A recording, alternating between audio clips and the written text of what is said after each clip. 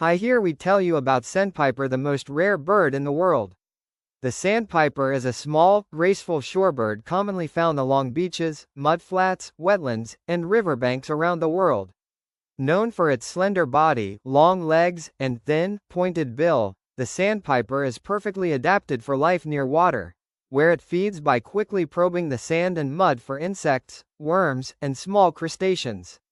These birds are especially famous for their constant movement, darting back and forth along the shoreline, often in sync with the waves, creating a lively and energetic scene.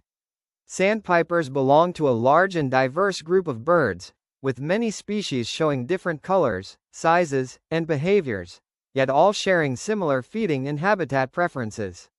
One of the most fascinating aspects of sandpipers is their long-distance migration. Some species travel thousands of kilometers each year, moving between breeding grounds in the Arctic and warmer wintering areas in the south. During these journeys, they rely on key stopover sites to rest and refuel, making healthy coastal ecosystems essential for their survival. Beyond their beauty and behavior, sandpipers play an important role in nature by helping control insect populations and serving as indicators of environmental health. Their presence often reflects clean, productive shorelines, reminding us of the delicate balance between wildlife and the ecosystems they depend on. Sandpipers are incredibly adaptable birds. While many people associate them with ocean beaches, they also live around lakes, rivers, marshes, and even inland grasslands during migration. Their beak shape and length vary by species, and this isn't random. Each type of sandpiper is specialized to feed in a slightly different way, which helps multiple species share the same habitat without competing too much for food. Some probe deep into the mud, while others pick food right off the surface.